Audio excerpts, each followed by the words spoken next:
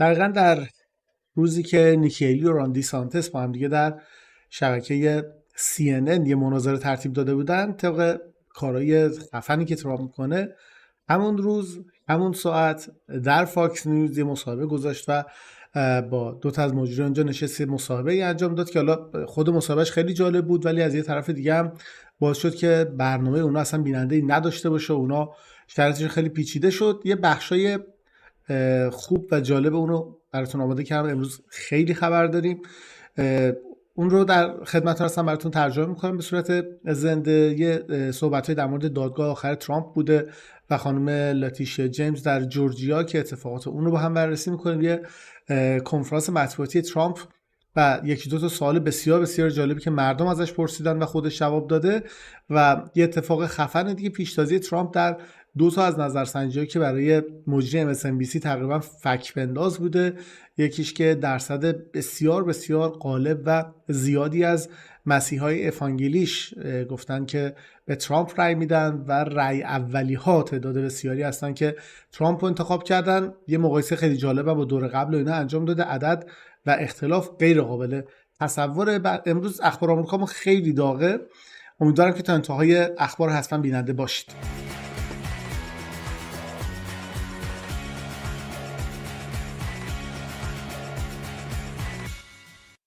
درود بر شما، عرض ادب، فراد متقی. اینجا اخبار خاموشه و با اخبار آمریکا در خدمت شما هستم. اخباری که معمولا کمتر جایی پوشش میده. این کانال ویژگیش همین هستش. ممنون میشم اگر تا حالا سابسکرایب نکردید سابسکرایب کنید و لطف میکنید ویدیو رو لایک بزنید تا در فضای مجازی به فارسی زبانان بیشتری توصیه بشه.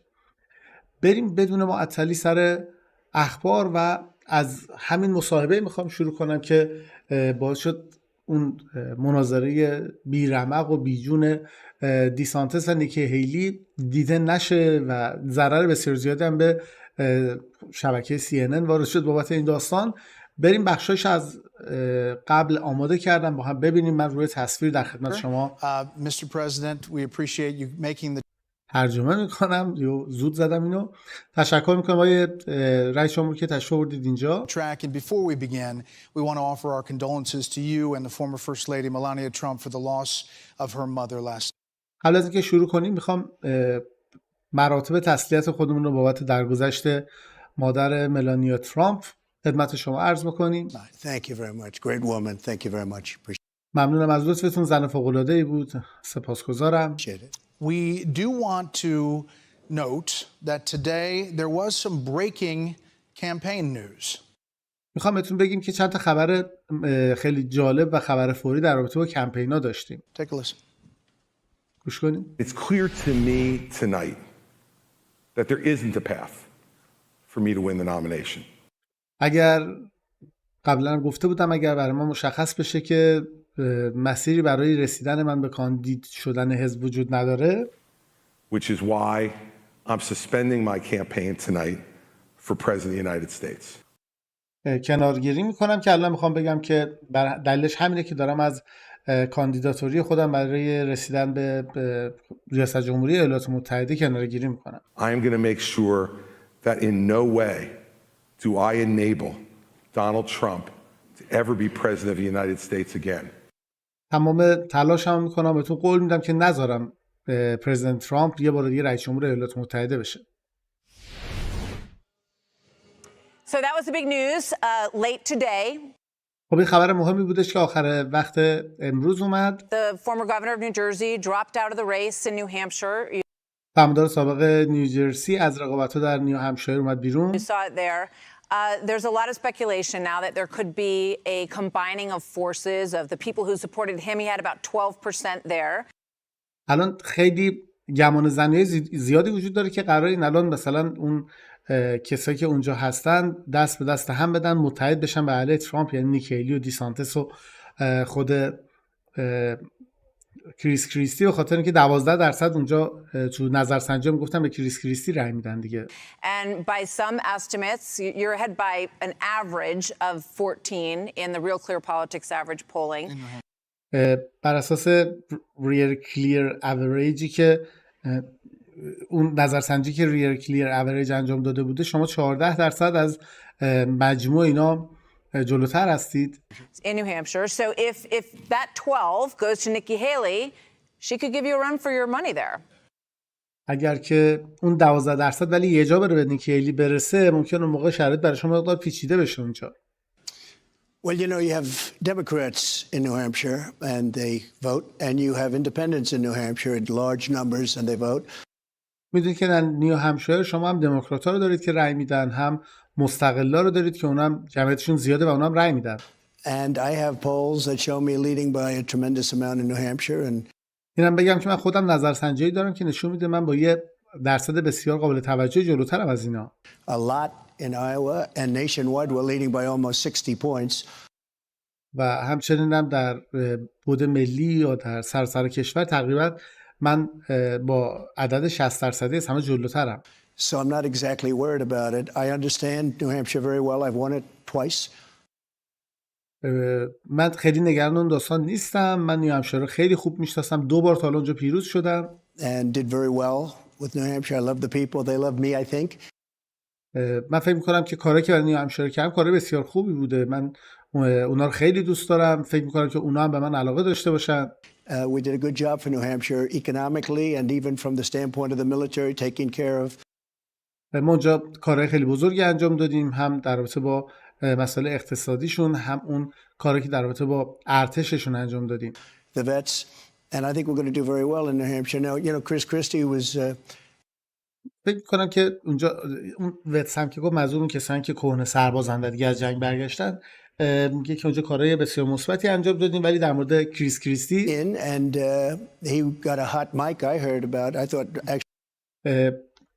اگه شما هم شنیده باشید، من شنیدم که میکروفونش باز بوده، یه سری حرفا زده اونجا. The bigger story wasn't the fact that he dropped out. Nobody cared too much about that. But اون اتفاقی که میکروفونش باز بوده و حرفی که گفته، مهم این اتفاقی که حالا خودش خداحافظی کرده رفته، خیلی خبری نیستش که کسی برای این خبر اهمیتی قائل باشه. he had a hot mic where he was talking to somebody about میکروفونش باز بوده، داشته با یه نفر دیگه صحبت می‌کرده در مورد the weather, and he happened to say that در مورد آب و هوا. حالا آب و هوا رو داره شوخی میگه. یا اتفاقی که افتاده اینه که گفته she doesn't have what it takes. She'll be creamed in the election. And گفته که نیکی هیلی این کاره نیست و میزند باباش رو تو رقابت‌ها در میارن. I mean, I know her very well, and I happen to believe that Chris Christie is right. That's one of the few things he's been right about, actually. من حرفشو قبول دارم. فکر میکنم که کریس کریستی درست داره میگه و فکر میکنم این جزو معدود دفعاتی باشه که کریس کریستی کلا در مورد یه چیزی حرفش درست بوده. So you don't think it changes the dynamic much?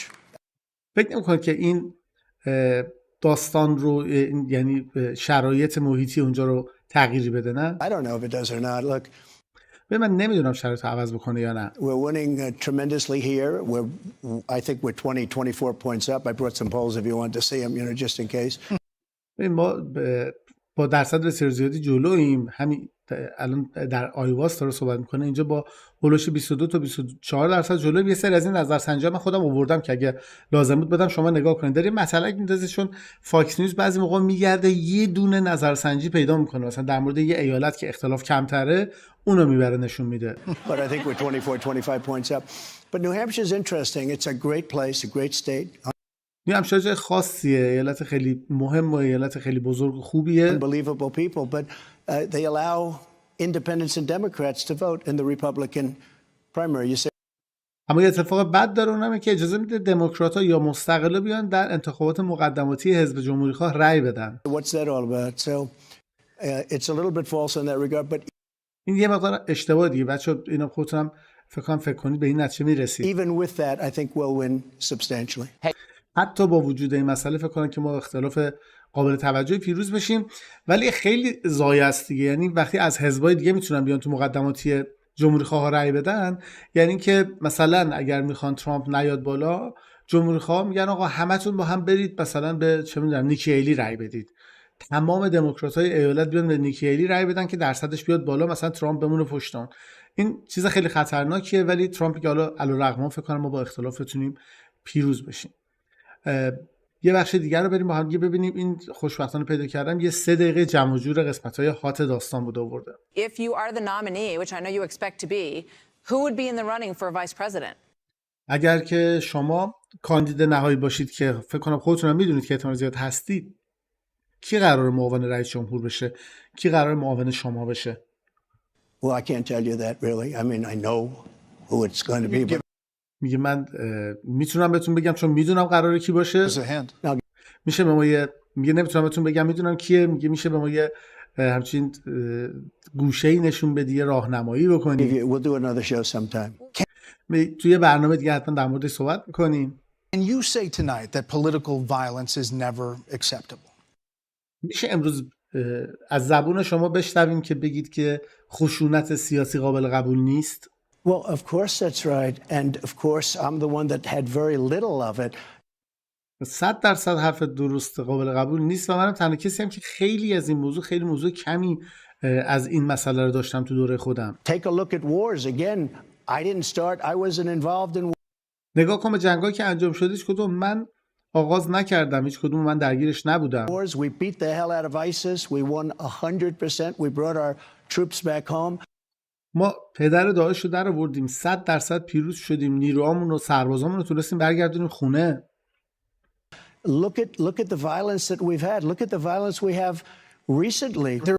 نگاه کنیم چه خشونت‌های قبلا داشتیم، چه خشونت‌های همین اخیراً داشتیم. There are questions about how much a second term of a Donald Trump presidency, second term, would be about retribution and looking backwards and grievances, and how much would be looking forward. چند درصد از دور دوم ریاست جمهوری پرزیدنت ترامپ قراره صرف تلافی کردن و بابایی رو در آوردن و قصه گذشته رو خوردن باشه و چقدرش قراره در رابطه با آینده باشه؟ یعنی قراره بیای الان انتقام بگیری یا نه قراره به آینده فکر I'm کنی؟ not going to have time for retribution. به من اصلا فرصت اینو ندارم که بیام و بخوام شروع کنم تلافی کردن و دمار از روزگارشون در آوردن. I'm going to make this country so successful again. I'm not going to have time for retribution. وقتی من میخوام دوباره این کشور به نهایت موفقیت برسونم، دیگه وقتی برام نمیمونه بخوام برم تلافی کنم. DeSantis, I don't know what he really believes because, you know, you never know with a politician and he's just another politician as far. من واقعا نمیدونم که دیسانتس به چه چیزایی اعتقاد داره، به خاطر اینکه با این سیاستمدارا آدم واقعا نمیدونه کجا دارن راست میگن. اونم یه سیاستمدار دیگه دیسانتس. As far as I'm concerned. But his poll numbers have gone down to a level that he's going to be out of the race very soon. ولی اگه نگاه کنین اعداد نظرسنجیش انقدر رفته پایین که دیگه فکر کنم همین انقریبه که دیگه ایشون هم چارگوشه رو ببوسه خداحافظی کنه بره بیرون. He'll be out very soon. You know, I watched him last night. He's standing up with his shoes, his fancy shoes. میگه دیشب برنامه‌شو دیدم وایساده بودش با اون کفشای خوشگلش، این کفشایی که دیسانتس داره، توی کفش پاشنه داره، توی کفش از بیرون ثابته ولی یه جوریه که عین کفشای پاشنه بلند که برای خانم‌ها هست ولی پاشنش توش دیده نمیشه، برای اینکه قدش خود بلندتر نشون داده بشه. ترامپ اونو داره مسخره میکنه. میگه دیدمش با اون کفش خوشگلاش. You like Ron DeSantis, but he wouldn't even be around today. He'd be working in a pizza shop or perhaps a law firm if I didn't endorse him. الان در مورد راندی سانتس دارین حرف میزنید، ولی اگه من اون موقع ازش حمایت نمی‌کردم الان یادش توی پیتزا فروشی کار می‌کرد یا شاید توی شرکت حقوقی. You know, I endorsed him, took him from nothing to winning an election. Would you pledge تفاوتش بین هیچی بودن تا پیروز شدن در انتخابات بود، چون موقع امیدی نداشت. کسی که یادشون نمیاد ترامپ رفت فلوریدا، رالی گذاشت، اووردش بالا، دستی به سر و گوشش کشید و گفتش آقا هر کس که من ترامپ هستم از اون به بعد دیسانتس فرماندار اونه. مردم رفتن بهش رأی دادن. to divest from your business in the second term as other presidents have done? If I have a hotel and somebody comes بحث تجارت‌های ترامپ رو میکنه برای دور دوم و میگه قراره اینا چجوری مجزا باشن. in from China, that's a small amount of money. You know, it sounds like a lot of money. That's a small. ببین وقتی من هتل دارم، مثلا یه نفر از چین بلند میشه میاد هتل من، اولا میتونه این پولای خیلی خوردیه، یعنی یه جوری صحبت میکنیم که عدد گنده راستم یا یه هتل شبی $100 نه شبی $500 اصلا پولی نیست در برابر ثروت ترامپ. But I was doing services for that. People were staying in these massive hotels, these beautiful hotels. اما من داشتم به اینا سرویسی میدادم. این آدما میومدن تو این هتل‌ها میموندن، تو هتل‌های بزرگ با شکوه و غیره. این صحبت در مورد اون مسئله که قبلا در مورد گفتم دیروز تو جلسه که در سنا بود، اگه ویدیو دیروز رو دیده باشید، بحث سر همین بودش که میگفتن آقا ترامپ هم مشتری داشته میمدن هتلش پول میگرفته. اگر آقا ترامپ هتل داشته میرفتن مشتری میرفته اونجا داشته از هتلش استفاده میکرده، ولی بایدن این پولا که اومده تو حسابش که اول تو حساب خودش اومده، تو حساب شرکتش نیومده، اون رقمو کردن داره گیر میدن، بعد چیزی نه تولید میکردن نه خدمات سرویسی میدادن.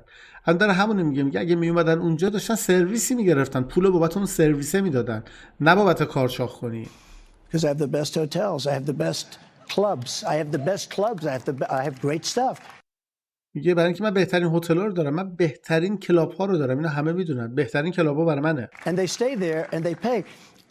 خب اونا اونجا موندن چند روز و پول پرداخت کردن. I don't get $8 million for doing nothing like میگه من که به خاطر انجام ندادن هیچ چیز 8 میلیون دلار پول نگرفتم که. Hunter. If مثل هانتر بایدن. I didn't win, I think the stock market would crash. I believe اگه من برنده نمی‌شدم 2016 رو منظورش میگه فکر می‌کنم که بازار سهام آمریکا قطعاً زمین می‌خورد. When there's a crash, I hope it's going to be during this next 12 months because I don't want to be Herbert Hoover. well, جمله بوده که گفته اگر قرار باشه سقوطی وجود داشته باشه در بازار سهام قطعا تو 12 ماه آینده خواهد بود. there will be a crash if I don't win. And I الان میگم اگر من پیروز نشم قطعا یه سقوطی در بازار سهام خواهد بود. say that, and I do not want to be Herbert Hoover. It would have never happened in Ukraine. Russia would have never gone in.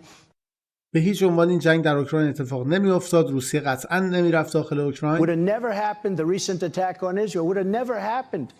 اصلا این حملات اخیر به اسرائیل به هیچ عنوان اتفاق nemiaftad. 0% chance that was going to happen. هیچ شانسی، صفر شانس بود که همچین اتفاقاتی بیفته.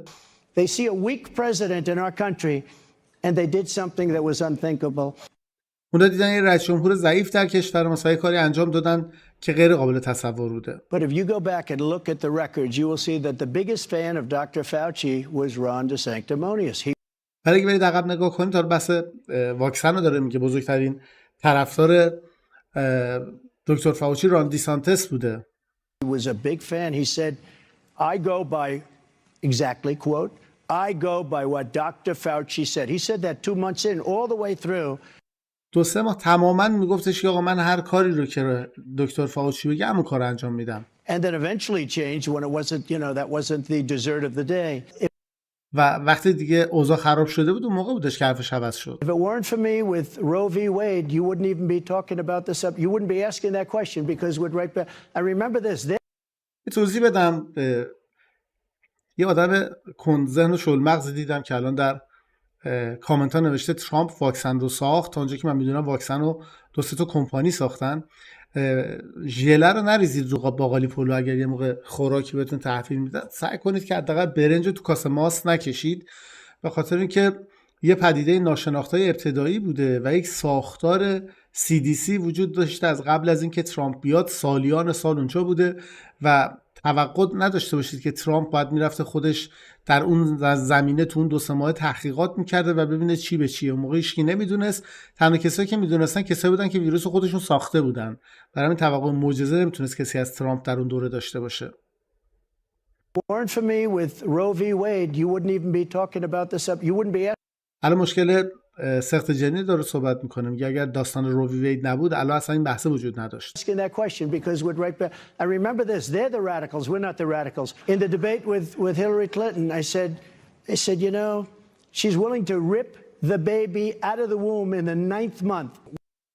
توی اون مناظره که با هیلاری کلینتون داشتم اعلام کردم، گفتم آقا اون میخواد در کل طول دوره 9 ماه این مجوز رو صادر بکنه که بشه بچه رو از داخل رحم مادر در آورد، کورتاژ کرد. Would you be committed to NATO, for example, in a second Trump term? Depends. آیا در دور دوم ترامپ بازم اون پیمان خودتون رو با ناتو حفظ میکنید، پیمان آمریکا رو؟ If they treat us properly. میگه بستگی داره این که با ما درست رفتار کند. اینو لازمه توضیح بدم. این تیکر رو من کامل دیدم. میگه که فقط 4 نفر از اعضای ناتو داشتن سهم خودشون رو میدادن. تمام کسایی که یا نمیدادن یا سهم کمتری میدادن آمریکا داشته جاش میداده. چقدر احمقانه است. الان ببینید چه جوری دارن دست و پا میزنن. برای همین که میگه بستگی داره به اینکه چه جوری با ما برخورد بکنن. The reason they have money right now to prosecute what they're doing with helping Ukraine is because of the money I got them. اینم خیلی جالبه. میگه اینکه الان پول دارن که اینجوری افتادن، دارن پول میدن به اوکراین و دارن شرایط اینجوری میبرن به خاطر پولیه که من بهشون دادم و دارن الان این کارو میکنن. این بخشایی بودش که بخشای جالبی بود به نظرم برای شما جمع کردم. اما اون تیکه باحال و بلایی که سر شبکه‌های دیگه آوردش این مصاحبه به نوبه خودش جالب دیدم. بنی جانسون هم نوشته تحقیقات رسانه‌ای نیلسن که تعداد مخاطبان رسانه‌ها از جمله تلویزیون رو اندازه میگیره، در آماری که فاکس نیوز منتشر کرده نشون میده برنامه فاکس نیوز با حضور دونالد ترامپ تقریبا 70% بیشتر از مناظره نیکی هیلی و ران دیسانتس در تلویزیون CNN بیننده داشته. به گزارش رویترز نزدیک به 4.4 میلیون نفر در روز چهارشنبه 20 دی پخش فاکس نیوز با حضور دونالد ترامپ رو مشاهده کردن.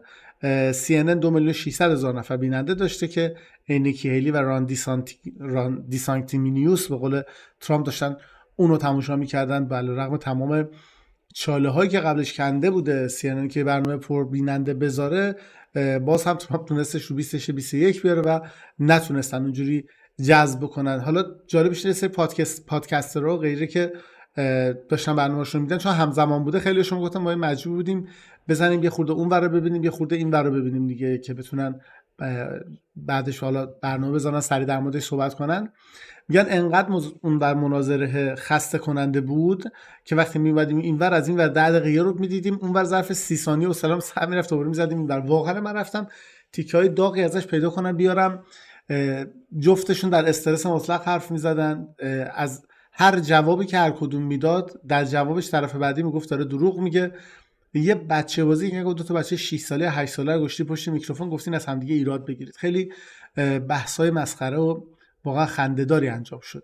اما بریم دادگاه ترامپ و پرزیدنت ترامپ در دادگاه خودش بالا شده صحبت کرد. این دفعه اول بوده در دادگاه اتفاق افتاده. اینا با هم ببینیم. In about 20 minutes is actually one of the properties that former President Trump, his adult sons, and several Trump Organization executives are accused of overvaluing to receive favorable bank loans.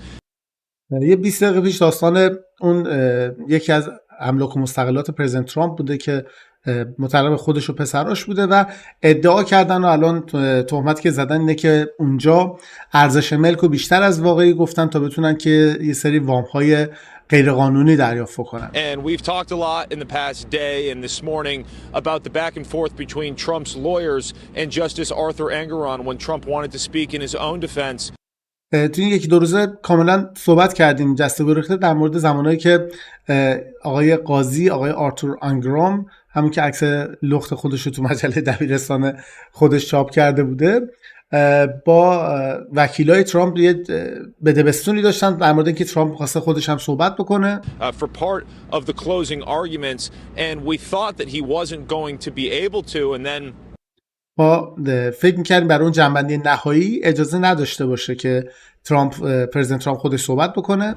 That changed at the last minute. Trump lawyer Chris Kise دقیقه آخرین اتفاق عوض شد. وکیل ترامپ کریس کایز asked the judge if Trump could speak. از قاضی پرسید که اجازه هست ترامپ صحبت کنه. The judge asked Kise or asked Trump, pardon me, if he would follow the restrictions set in place. Trump didn't answer that question but برگشته از رو به ترامپ گفته اگر حاضر بشه که اون محدودیت هایی که برای صحبت کردن باید قائل بشه رو قائل بشه. اون محدودیت ها در مورد این که در مورد یه چیزایی نباید ترامپ صحبت کنه که مربوط به پرونده است، ولی ترامپ بدونه که جواب سوال اون رو بده instead immediately started speaking. به جای اینکه جواب سوالو بده که آره من رعایت میکنم یا نه، بلافاصله شروع کرد صحبت‌های خودش انجام دادن. His own defense saying that he is the victim of fraud. و صحبتش با این شروع میشه که آقا من کسی هم که اینجا قربانی یک کلاهبرداری ام. That he should be paid damages because of that. He called this a political persecution. میگه من کسی هستم که باید به خاطر صدماتی که به من زدن به من خسارت پرداخت بکنن. At one point while he was speaking, the judge said that he had a 1-minute warning and Trump said در یه جایی که داشته صحبت میکرده قاضی میگه که یک اخطار 1 دقیقه‌ای یعنی یه هشدار میده که 1 دقیقه از زمانت مونده. and I'm paraphrasing here but essentially و ترامپ چیزی میگه که من دارم تقریبا حدودی میگم که چی گفت. you know, can you listen for more than 1 minute? He said this is a direct quote. When you say ترامپ ازش پرسیده میشه بیشتر از 1 دقیقه گوش کنی به حرفای من؟ don't go outside of these things talking about the restrictions. Trump قاضی برگشته گفته که عین جمله‌ش این بوده که از این محدودیت‌ها خارج نشو. said I'm an innocent man. و ترامپ در جواب برگشت گفت آقا من یه آدم بیگناهم. persecuted. I have to go outside the شما دارید منو مورد تعقیب قضایی قرار میدید. من مجبورم که از این محدودیت‌ها خارج بشم. bans. So again, we did unexpectedly hear from former President Trump during those closing arguments. بازم میگم به صورت غیر قابل توقع ما تونستیم صحبت پرزیدنت ترامپ رو در داخل این جر و بحث بشنویم. We've heard from him several times going in and out of the courtroom today. ما متوجه شدیم که چندین بار از دادگاه امروز خارج شده، بیرون رفت و دوباره داخل اومده. And we're expecting to hear more coming up in this news conference at 2:30. و توقع داریم که بیشتر بیرون باشه و در اون کنفرانس خبری که ساعت 2:30 برگزار میشه حضور داشته باشه. We'll send it back to you. حالا کنفرانس خبری 2 تا از سوالاشو براتون آوردم. یکیش اینه We're just days away from the Iowa caucuses. What percentage of your time these days is spent on your campaign, and what percentage is spent on your legal issues?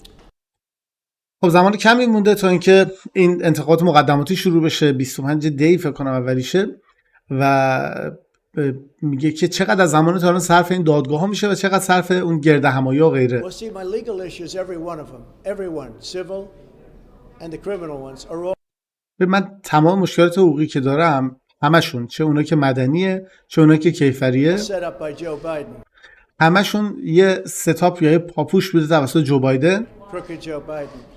جو بایدن عوضی. This is something that's never happened in this country. Even این اتفاقی که تا حالا انجام نشده بود تو این کشور. when you look at this is all about Biden and her meeting. حتی این عکس لاتیشیا جیمز دادستان جورجیا رو نشون میده، میگه اینم مربوط به بایدن در جلسه‌ای که با لاتیشیا جیمز داشته تو کاخ سفید که اسنادش بعدن اومد بیرون قبل از اینکه بر علیه ترامپ اعلام جرم بکنه. جلسه با بایدن داشته. So even the civil ones, this is civil, they're set up by Biden. حتی این کیسی که مدنی هم هستش اینم توسط بایدن ساپورت شده. Every single, just about, case that I'm involved in is set up by Biden. They're doing it for election همه پرونده‌ای که من باش درگیرم چیزایی که بایدن برای من دوخته interference. و تمامش هم مداخله در انتخابات محسوب میشه. And in a way, I guess you'd consider it part of the campaign because if you really look at it, they are doing this. It's never been done like this in this country. It's like اگه دقیق بهش نگاه کنید متوجه میشید که اینم خودش مثل یه جورای کمپین میمونه. موبایلم سایلنت کنه همزمان ویبرش اذیت میکنه. مثل کمپین میمونه، یعنی قشنگ هزینه کردن واسش، وقت گذاشتن اومدن که درگیرش کنن ترامپو. we're a third world country, a banana republic, but یعنی کشور جهان سوم، جمهوری موز. every one of the things that you write about are Biden indictments. همه اون چیزایی که شما در موردش دارید مینویسید اینا کیفرخواستای بایدنه. And I don't know, I just got a poll. We just had a poll. میگه من نمیدونم دیگه بیشتر از این چی بگم، فقط میخوام بگم که نظرسنجی داشتیم همین اخیراً. It just came out and we're leading massively in Iowa. We're leading very big in و ما با اختلاف بسیار زیادی پیشتازیم در آیوا، خیلی زیاد. New Hampshire. در نیو همشایر هم همینطور. We're leading because the people understand this stuff. برای اینکه مردم میفهمن چی به چیه. منظورش مردم که خر نیستن، میدونن چیه. These are all set up. Every time somebody sees me in court, remember Joe Biden and his thugs. برای اینکه همه اینا از قبل هماهنگ شدن. هر کسی هر موقع منو در دادگاه دید اینو متوجه باشه که این کار بایدنه. That surround him did it. هم خودش همون آدمای خلافکاری که دور و برش محاصره‌اش کردن. Trying to get a man in office that can't put two sentences together. اونا تمام تلاششون آدمی رو توی دفتر بیضی و در دفتر ریاست جمهوری نگه دارن که 2 تا جمله رو نمیتونه من بچسبونه. And they're doing that. But so far we seem to do very well.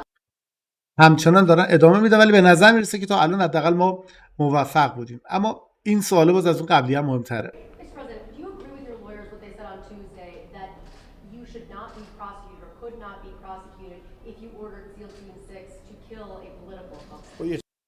این در مورد مسئولیت رئیس جمهور ایالات متحده است. یعنی یه قانونی وجود داره، رئیس جمهور مسئوله. بعد از اینکه دورش تموم میشه دیگه مسئولیتش برداشته میشه، ولی نه در مورد دوره‌ای که رئیس جمهور بوده. مثال بگم، ممکنه رئیس جمهور دستور یه جنگی رو بده که بعداً بگن آقا این جنگی مثل جنگ عراق با آمریکا، آمریکا به عراق حمله کرد، بعدم چیزی هم پیدا نکردن دیگه. ولی چون جورج بوش در اون زمان رئیس جمهور بوده، کسی نمیتونه بیاد بگه آقا الان بیاریم مثلا محاکمش کنیم، این همه جوون ما رفتن، انقدر پول ما رفت، زندگیمون رفت، فلان رفت و اتفاقات این چنینی. ترامپ برگشته بود توی جایی گفته بود که حتی اگر رئیس جمهور دستور قتل رقیب سیاسی خودش هم بده، باز هم بعد از اینکه ریاست جمهوریش تمام میشه نمیتونن محاکمش کنن، چون رئیس جمهور مسئولیت داره. الان همین رو میپرسم که شما جایی برگشتید گفتید آقا کسی اگر رقیب سیاسی خودش رو رئیس جمهور باشه دستور قتل بده، این مسئولیت داره. این کاملا دو مسئله متفاوته در رابطه با مسئولیت. من اینو گفتم. On immunity, very simple. If a president of the United States does not have immunity, بحث اینه که اگر رئیس جمهور ایالات متحده مسئولیت نداشته باشه، he'll be totally ineffective because he کاملا هر کاری بخواد بکنه بی اثره. won't be able to do anything because it will mean he'll be prosecuted. چون هیچ کاری رو جرئت نداره انجام بده، برای اینکه فکر می‌کنه بعدش میان و مورد تعقیب قضاییش قرار میدن. Strongly prosecuted perhaps as soon as he leaves office by به محض اینکه دفتر رو ترک بکنه تو ممکنه خیلی شدید در مورد تعقیب قضاییش قرار بدن by the opposing party. توسط حداقل حزب اپوزیسیون خودش. So a president of the United States, I'm not talking just me, I'm talking any president has to have immunity. و رئیس جمهور ایالات متحده، من در مورد خودم فقط صحبت نمی‌کنم، فکر کنم هر رئیس جمهور ایالات متحده باید مسئولیت داشته باشه. As an example, Biden could come out and you could get him on the border, you could get him on. به عنوان مثال نگاه کنید، مثلا ممکن الان بایدن از ریاست جمهوری بیاد کنار، میتونید سر قضیه مرز بیارید دادگاهیش کنید، What happened in Afghanistan? یا اون اتفاقی که در افغانستان افتاد، Horrible, most embarrassing moment in the history of this country. خجالت آورترین لحظات و لحظات وحشتناک در تاریخ این کشور که در افغانستان رقم خورد. You could get him on a lot of different things. You could get him taking cash from countries. سر خیلی چیزا میتونید محاکمش کنید، سر گرفتن پول نقد از کشورهای مختلف. You could get him on the prosecutor not prosecuting his son or the میتونید سر این داستانی که سری دادستان و پسر اینو مورد تعقیب قضایی قرار نداده بودن محاکمش کنید. company or whoever it was, Burisma, in Ukraine. You could get him on that. اون در اون پرونده اون کمپانی بوریسما که در اوکراین بود، Where it was a quid pro quo, if you remember that. اگه یادتون باشه داستان حرکت بزن جبران میکنن بود. If they don't drop the prosecutor, we're not giving them $1 billion of U.S. funds. برگشته گفته بود که اگه اونا اتهامات رو بیخیال نشن در رابطه بوریسما، من اون $1 بیلیون که قرار بود آمریکا بده و اون موقع اوباما اوکی داده و گفته من این پول رو نمیدم دیگه تا وقتی اون داستان حل نشه. البته اینو بگم اون زمان ترامپ اینجا رو اشتباه داره میکنه، چون رئیس جمهور نبوده بایدن اون موقع که این کارو کرده، معاون رئیس جمهور بوده. اینو بگم فقط اینجا داشت پشت هم میگفت اینو اشتباه کرد. If you don't have immunity, you can, I mean, you won't be making any decisions. So you have اگر شما مسئولیت نداشته باشید قاعدتاً هیچ تصمیمی هم نمیتونید بگیرید. to have it. And I liken it to the fact that police have to have their control back. They have to have. من اینم دوست دارم بگم که پلیس باید بتونه اون کنترل خودش رو روی اتفاقات مثل گذشته داشته باشه. Respect. And you can always have a bad apple. You can always have something happen. But و احترام خودش رو هم داشته باشه.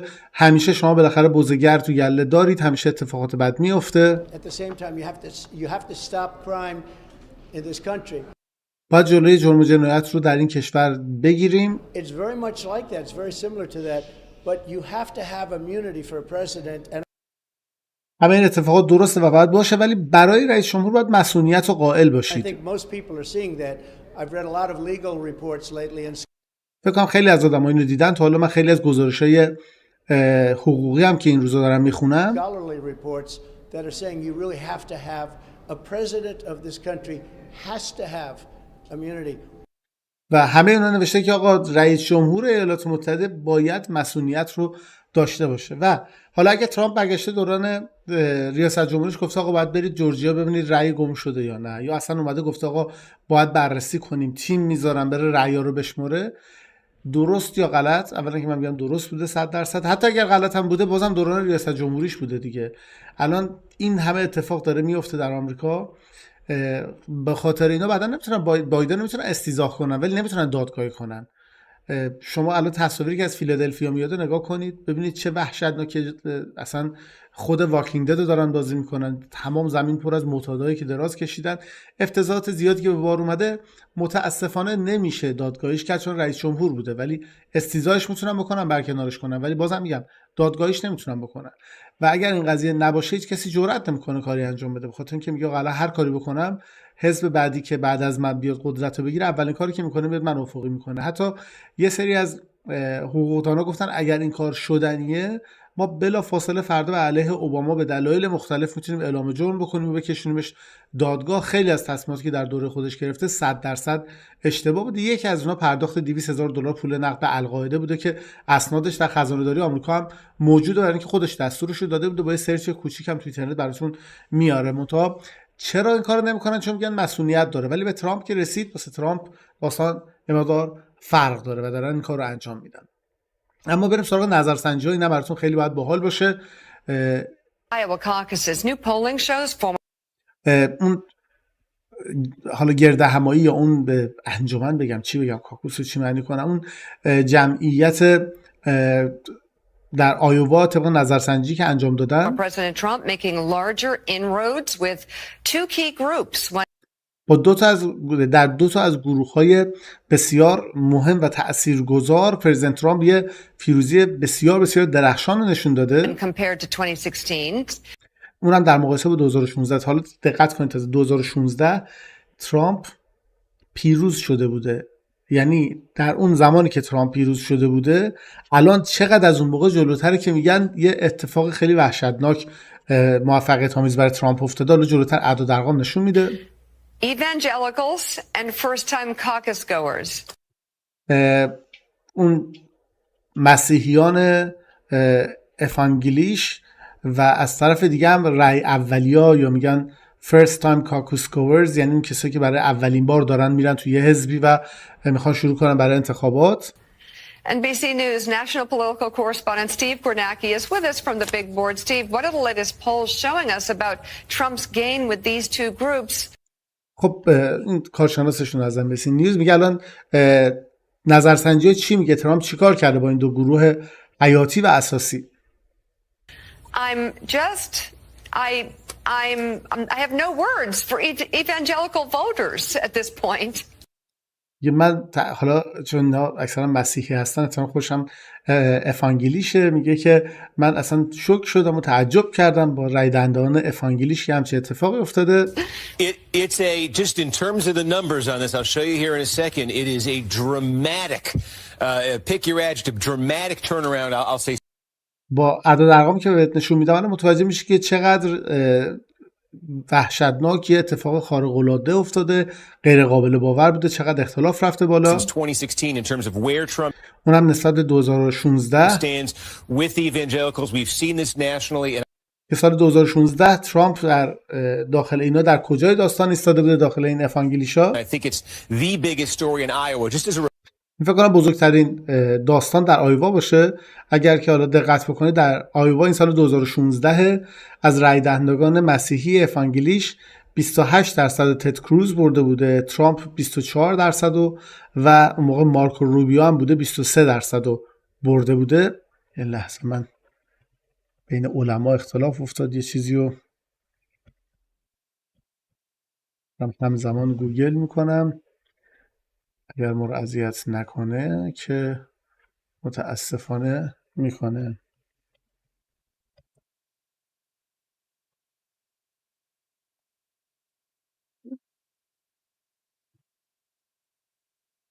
نه اوانگلیش که گفتم درست بودش، دیدم چند نفر اسامی دیگه پایین نوشته بودن که به نظر خودم درست نمیاد. نگاه کردم الان ویکی‌پدیا دیدم درسته.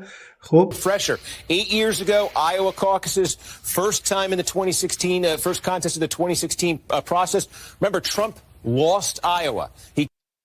خیلی جالب، ترامپ اون موقع آیوا رو باخته بوده، 24% به 28% تد کروز بوده. Came in second to Ted Cruz. He barely held off Marco Rubio for با 1% بیشتر تونست مارکو روبیو رو اینجا شکست بده. third place. Remember, there were a couple days there after Iowa in 2016. People were saying, hey, maybe this Trump thing will all fall apart. He ended up winning New Hampshire, turning it around. But حالا با توجه به اینکه چند روزی هنوز مونده هم که شاید این داستان ترامپ ممکنه حالا همینجوری نمونه و این ور اون ور شه. The overriding reason that Donald Trump lost Iowa in 2016 is right here. علت این که ترامپ اون موقع باخته بود آیووا رو این چیزی که اینجا دارید میبینید. ببینید تد کروز از اوانجلیکا یا افانگلیشا، حالا نمیدونم چی بگیم، آقا از این مسیحیان مؤدب، ترامپ 22% گرفته بوده ولی تد کروز 34% گرفته بوده، مارکو روبیو 21، بن کارسون 12 و راوند پاول 4%. This is the exit poll from the caucuses. This is the evangelical vote. About 64% of the Iowa Republican electorate in 2016 was evangelical. And look, Ted 64% از کسایی که حالا تو داستان بودن همشون افانگلیش بودن. Cruz won it. He won it by double digits. دقت کنید تد کروز با اختلاف 2 رقمی ترامپ اینجا شکست داده بوده. 34-22 over Donald Trump. So Cruz with a double-digit win among evangelicals. There was a lot of resistance, a lot of skepticism. Trump با یه از اختلاف 2 رقمی میتونه تد کروز برنده بشه از ترامپ. خیلی حالا بحث‌های زیادی بوده، شک و شبهه‌های زیادی تو این وسط بود. Some support with evangelicals, but Cruz was the candidate of the evangelicals in Iowa in 2016. ساپورت‌هایی هم اونجا از ترامپ بود توسط افانگلیشا، اما مهم این هستش که در نهایت پیروز این داستان در بین اونها تد کروز بوده. And he won the state. So that was 2016. Our most recent NBC News Des Moines Register برای سال 2016 بود. حالا آخرین چیزی که NBC در آورده بود و نظرسنجی که در آورده بوده الان میاد. poll out of Iowa. This is about a month old, but this is what we've been seeing all year. این البته برای یه ماه قبله، ولی ببینیم چه اتفاقی افتاده بوده. Among evangelicals, look at the turnaround. نگاه کنید دادن واقعا برگاش میریزه. ترامپ 51%، ران دیسانتس 26%، یعنی یه چیزی هولوش تقریبا آره دیگه 1% دیگه ترامپ اضافه میشد 2 برابر ران دیسانتس بوده. تازه آیووا رو سری قبلی پرزیدنت ترامپ باخته بوده. Trump, who was losing by 12 to Ted Cruz, now with an outright majority, 51%. ترامپی که اونجا با 12% به تد کروز باخته بود، این دوره تقریبا 2 برابره دیگه. The evangelical vote, basically 2-1 over his nearest foe, Ron DeSantis, Nikki Haley barely in double. نیکی هیلی که به سختی 12% رو پر کرده. 51%. That tracks, by the way, with Trump in that poll, his overall support in Iowa. We also که این اتفاق 51% با اون حمایت سراسری که تو آیووا از ترامپ میشه کاملا همخونی داره. at 51%. And just the history of this, we said Ted Cruz in 2016, he won the evangelical vote in Iowa. He won the caucuses. Rick Santorum 2012, won the evangelical vote, won the caucuses. Mike Huckabee 2008, evangelical vote caucuses. به حالا این اتفاقی چیه؟ هر کسی که برنده شده اینجا افانگلیشا رو تونسته به چنگ بیاره، تونسته در نهایت ایالت رو هم به دست بیاره. اینجا با 34% تد کروز سال 2016 تونسته بود پیروز این ایالت بشه. 2012 سنتورم با 32% تونسته بودش که پیروز ایالت بشه و سال 2008 هوکابی با 46% تونسته بود پیروز ایالت بشه. حالا پرزیدنت ترامپ 51%. That's why Donald Trump, the biggest reason Trump has been winning and winning big in these Iowa polls. میگه بزرگترین دلیلی که حالا پرزیدنت ترامپ داره تو آیوا پیروز میشه همینه دیگه. وقتی افانگلیشا رو تونسته 51% رو بگیره، خب مشخصا میتونه قهرمان اصلی هم باشه دیگه، برنده پیروز نهایی هم باشه. But we mentioned that other group. This is always a wild card group in caucuses. First time caucus goers. در مورد گروه دیگه که صحبت می‌کنه که از گروه‌های بسیار بسیار مهمه که همیشه هدفگیری میشه واسه انتخابات غیری، کسی که رأی اولی هستن، یعنی کسی که اولین بار میرن توی حزب خودشون رو رجیستر میکنن و میخوان رأی بدن. Can often be about 40% of the caucus electorate. که میتونه تقریبا 40% جمعیت هم در بر بگیره. Here is a group that Trump won in 2016, although it was close. این اتفاقی که باعث برد پرزیدنت ترامپ در سال 2016 شد که نتایج هم میگه نزدیک تقریبا دیگه. ببینید دونالد ترامپ 30%، تد کروز 23%، روبیو 22%، یعنی اختلاف خیلی حالا زیاد نیست، اختلاف هر کدوم با یکی نزدیک 7-8%. He got 30%, Cruz, Rubio both in the 20s. So this was a group that kept Trump in the game. این در حقیقت اون نتایجی که تونست ترامپ رو در رقابت نگه داره. 2016 wasn't enough to win the state for him, but look. تونست در رقابت نگه داره، انقدر قوی نبود که بتونه واسه پیروزیش بشه. Look at this. حالا نگاه کنید به عددا. الان اختلاف خیلی زیاده، یعنی من خودم دفعه اول که دیدم درجا تصمیم تایم پاره کردم. 63% به 12%، یعنی 51% اختلاف داره ترامپ با ران دیسانتس. When you look now in our poll at first-time caucus goers, Trump with a 51-point advantage. 51% اختلاف داره. بچه نیکی هیلی با این چی میگه؟ بعد فکر میکنه میتونه رئیس جمهورم بشه. واقعا بعضی این اعتماد به نفسی که دارن 10% شما داشتین وضعیتمون این نبود. Over his nearest foe here, Ron DeSantis. So he's had those two نزدیکترین کسی که به ترامپ 51% داشت اختلاف داره اونجا. groups not just change in terms of one going for him that wasn't before. They have both exploded in terms. این دو تا گروه نه تنها تغییر بسیار زیادی کردن از دور قبلی به الان، بلکه الان دیگه اصلا منفجر شده از لحاظ زیاد شدن ساپورت. Him now just winning outright majorities, massive landslides with both groups. It's why he's been so consistently ahead in Iowa, and it does set up. Obviously, we are 6 days away from the caucuses themselves. Before that, I will say. حالا میگه دلیلش اینه که انقدر الان پیشتازو داره میره جلو و احتمال زیادم داره حالا چند روزی مونده هنوز به اینکه بخواد انتخابات مقدماتی آغاز بشه، باید ببینیم چه اتفاقی میفته. یه بخش دیگه آماده کرده بودم جالب بود، ولی حالا اون دیر نمیشه، بعدا هم میتونیم توی برنامه دیگه با هم دیگه ببینیم. خیلی تایم ویدیومون زیاد شد با توجه که اخبار ایران هم داریم. اولا تشکر میکنم از اینکه بیننده برنامه بودید، با من تا انتها دنبال کردید. ممنون میشم اگر لایک بزنید، لطف کنید اگر سابسکرایب کنید و سپاسگزار میشم اگه ویدیو رو در فضای مجازی به دوستان و آشنایانتون معرفی کنید. هرچی تعداد ویدیوها بیشتر دیده بشه، انگیزه بیشتری میشه برای فعالیت کردن و کار کردن. امیدوارم که حتما ببینید و به اشتراک بگذارید. شب روزگارتون خوش. تا درود بعدی، بدرود و خدا نگهدار.